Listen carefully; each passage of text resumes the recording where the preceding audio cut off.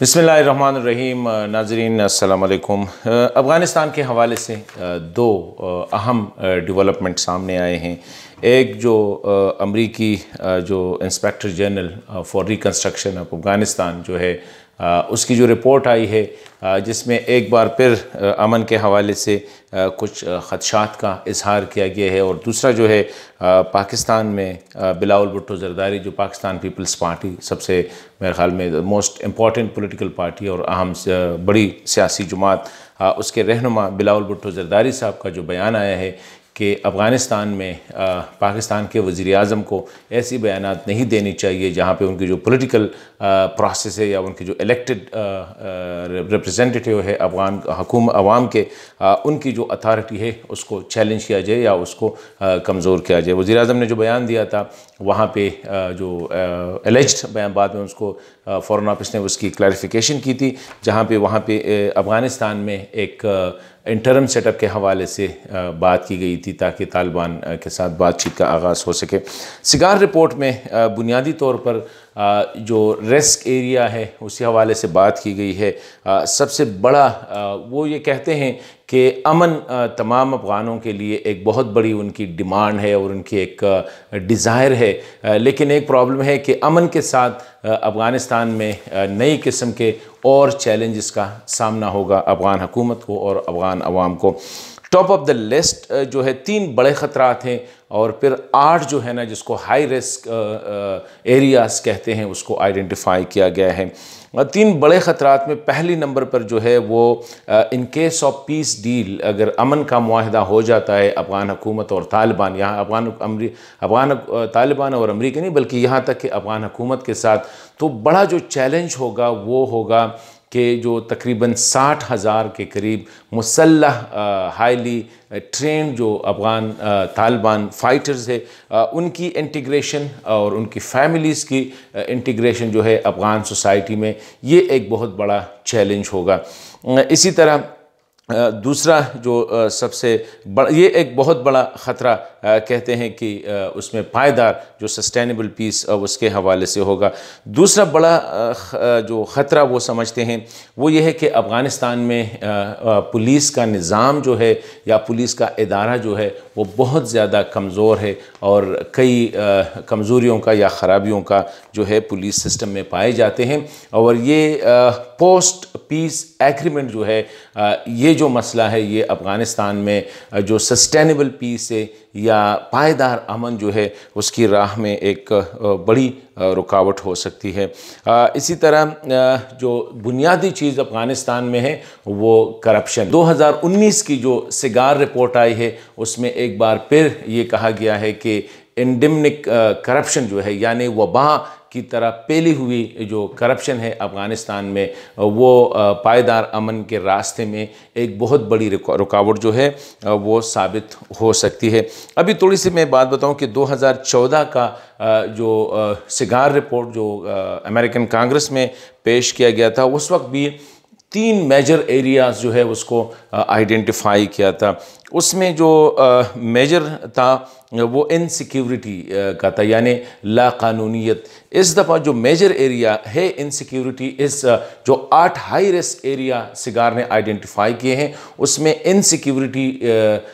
का भी एक आंसर है, लेकिन ये 2014 में टॉप पे जो था, जिस तरह इस वक्त टॉप पे integration of Afghan Taliban fighters जो है इस वक्त वो एक बहुत बड़ा चैलेंज हो सकता है पोस्ट पीस एग्रीमेंट की सूरत में। लेकिन 2014 में जो हाई रिस्क या हाई थ्रेट जो था वो लाक़ानूनियत यानी इनसिक्योरिटी था। और इस तरह करप्शन, इस दफ़ा भी 3 हाई रिस्क एरिया में करप्शन को तीसरे नंबर पे रखा गया है, क्योंकि पुलिस के निज़ाम को जो है वो, क्योंकि अभी तक अमेरिका ने या कोalition फोर्सेस ने जितनी इन्वेस्टमेंट की है अफ़गानिस्तान में, इसमें $132 बिलियन जो है वो सिर्फ अफ़गान आर्मी को रेस करने पे, उनकी ट्रेनिंग पे, उनकी तनख्वाहों पे और मुख्तलिफ इक्विपमेंट के हवाले से वो खर्च किया गया है। इससे पुलिस पे जो है यानी पुलिस निज़ाम को बेहतर बनाने पे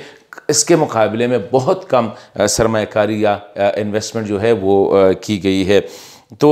2014 में लाक़ानूनियत और करप्शन تیسرے نمبر پہ جو تھا وہ اللیگل جو ڈرگ ٹریڈ ہے، بلکہ ڈرگز جو وہاں پہ جو یہ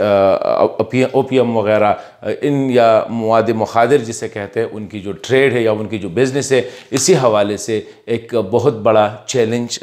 2014 میں رہا تھا، اور اس دفعہ بھی اس کو رکھا ہے، لیکن اس کو ہائی رسک جو 8 ہائی رسک ایریا ہے وہاں پہ اس کو اس دفعہ ڈالا گیا ہے۔ یہ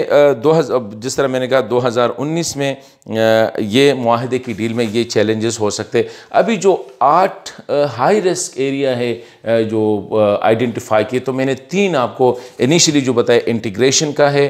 کمزور پولیس نظام کا ہے اور کرپشن کا ہے۔ یہ 3 تو میجر ایریا ہے۔ اس طرح 8 جو میجر چیلنجز ایڈیشنل جس کے ساتھ جو 5 اور ہے، اس میں جس طرح میں نے کہا انسیکیورٹی، یعنی ابھی بھی وائڈ اسپریڈ انسیکیورٹی یا لاقانونیت جو ہے وہ ایک بہت بڑا مسئلہ ابھی بھی ہے، اور اسی طرح جو پولیس اور کرپشن کے ساتھ کمزور معیشت، ابھی بھی افغان معیشت جو ہے وہ یہ کہتے ہیں کہ انتہائی کمزور ہے، مطلب ہے کہ بالکل افغان گورنمنٹ کو یا انسٹیٹیوشنز کو وہ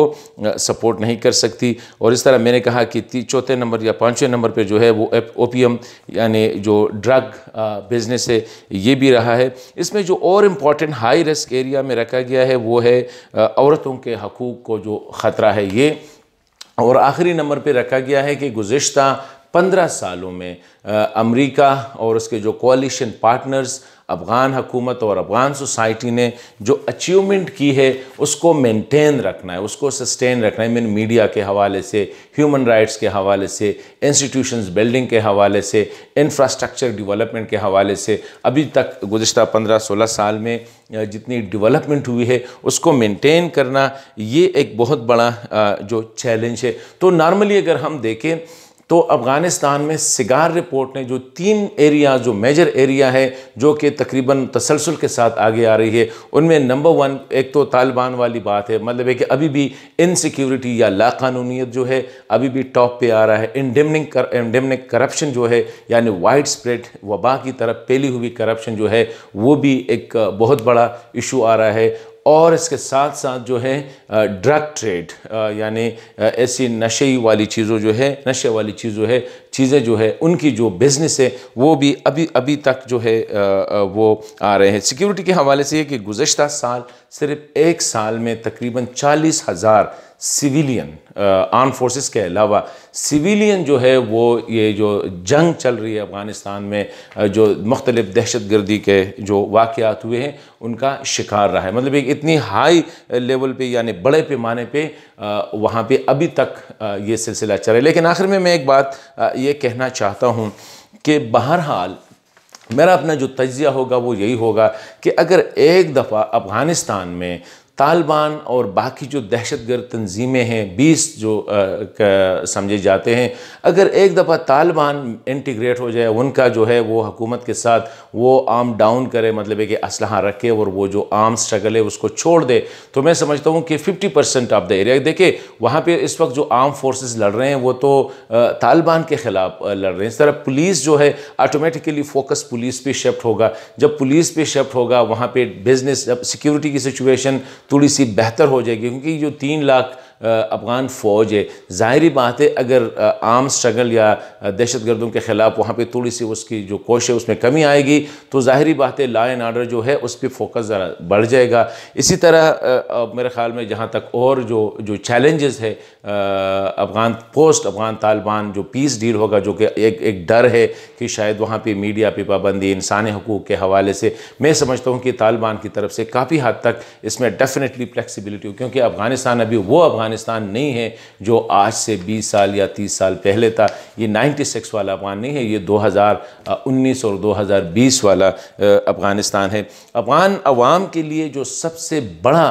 ان کی جو ڈیمانڈ ہے اور ان کی جو ڈیزائر ہے وہ امن ہے، اور میں سمجھتا ہوں کہ top of the list security سے زیادہ، معیشت سے زیادہ عورتوں کے حقوق یا انسانی حقوق، ڈیفینیٹلی یہ چیزیں ہونی چاہیے، لیکن اس وقت افغان عوام کے لیے جو سب سے اہم اینڈ دا موسٹ ڈیزائربل جو ہے وہ امن ہے۔ ایک دفعہ امن قائم ہو جائے، یہ روزانہ کی بنیاد پہ وہاں پہ